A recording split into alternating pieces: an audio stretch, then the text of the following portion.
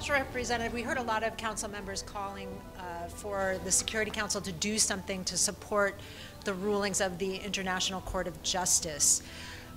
Other council members have argued that would be counterproductive to bringing peace to the region. Do you think that it would be helpful? What would the impact be on your attempts to negotiate in the region if the council were to take action in support of the ICJ? Well, thank you for the question. More broadly, I would say the following. If the council can agree upon a broader set of measures that would move us forward by clear principles outlined for a two-state solution after this war in Gaza and after the commotion of the West Bank, that would help me a lot.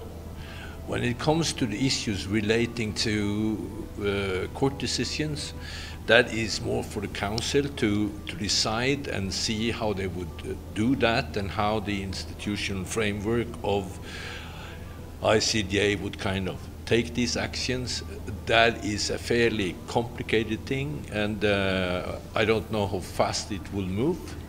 But I want to kind of turn it around and say that if the council could outline principles like the ones I myself outlined in the council today, together with other members of the council, then we would move the direction very clearly in a different path than we have at the moment. And I hope that will happen. Thank you very much, Mr. Wennesland. Edith Lederer from the Associated Press. You warned in your speech about a possible regional conflagration every day that this war continues. And you've called for the parties to sit down and, excuse me, and negotiate. How realistic is it that they could even dream of doing that at this point? And what else do you think could be done to end what you said is the block in negotiations on a ceasefire and the release of hostages? I would like to start with the hostages. I think it's a tragedy that we have not been able, and despite the hard work of the negotiators, we have not been able to kind of leverage what was achieved with the first release into a second and a third phase. There are many reasons for that, and there has been talks only the last days. I'm in constant contact with the negotiators on these things, so I won't go into the details. I'll just say it's very tragic that we couldn't leverage it, because just now we need it badly. So that's number one. Number two, when it comes to the regional dynamic, I would say that luckily there is a quite regional diplomacy whereby it is possible so far to avoid the worst escalations. That there are many people in that sort of diplomacy. Key countries are involved. I'm also into this space myself. But I would like to underline that if diplomacy had been dead in the region, we would have seen a very different dynamics. So, negotiations is a lot of stuff. This is not a Vienna conference. It is hard notes, secret talks. Thank you. My name is Ibtisam Azim, Al Arabi Al Jadid newspaper.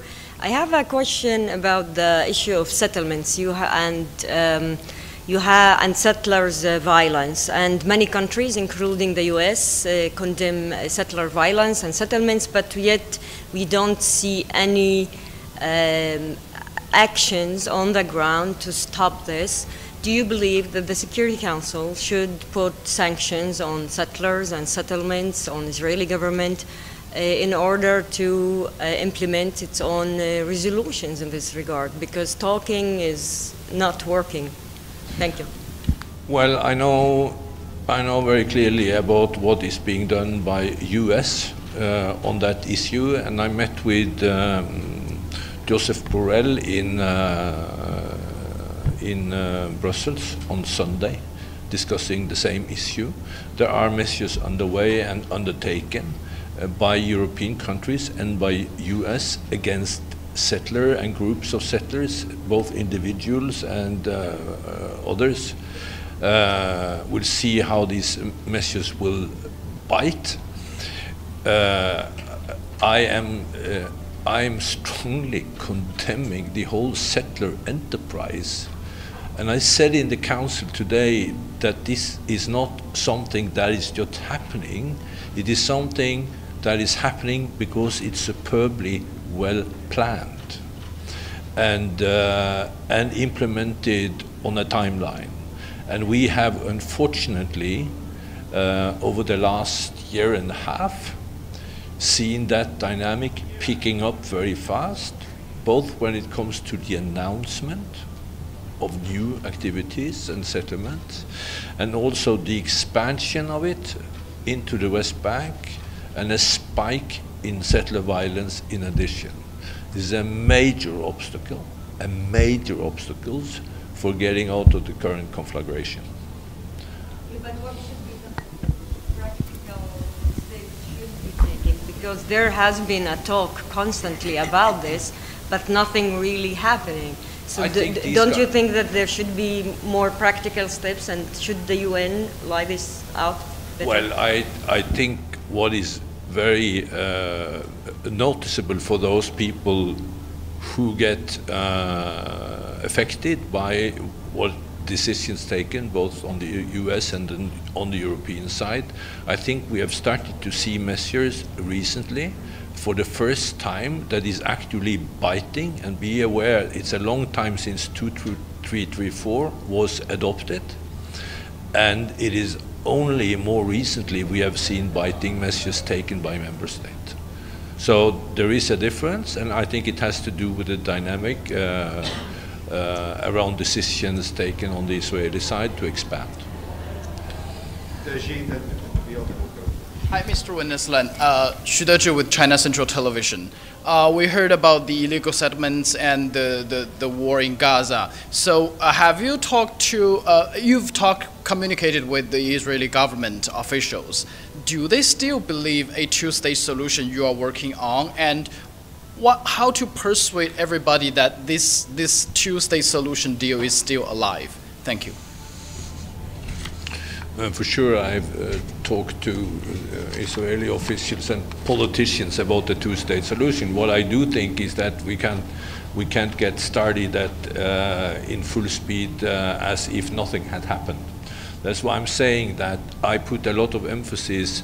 If you're going to turn the ship, the Council needs to agree on some major principles, out of which some I've outlined myself in today's meeting and before. We need to start somewhere.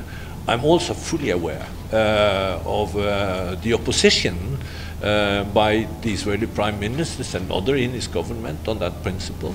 Well, I mean, we will have to move on it anyway, and the UN do not see a way around that one for a lasting peace to take place. And I just want to recommit and reconfirm that. And I would like to add, I haven't seen the Security Council as pronounced on this matter as they've been since the last year. Thank you. Nabil? Mr. Wennesland, there are some talks about, I don't know, different ideas about an international presence or deployment in Gaza. Do you see that, first of all, are you engaged in these talks? And what kind of presence you think would be good to stabilize or to help stabilizing Gaza? is also a good entity, for example, to be deployed in Gaza, or what would be the UN role in this matter? Thank you. Listen, the collapse and attacks on the UN facilities at Rafah this morning is just underlining how the breakdown of law and order looks like. So that is one aspect of what we need to deal with the day after. The second aspect of what we need to deal with the day after is what you are alluding to, namely how can we have a security for Israel and the Palestinians living in Gaza along the border with Gaza. Both these things need to be somehow put into the package of what we do with the day after when this comes to an end. I think it's very premature to kind of go for a particular solution and option on it, but I think actually the definition on what we need to address is becoming by far more clear. But who will address it, what system we put it in, what would be the framework of that, that is not clear yet.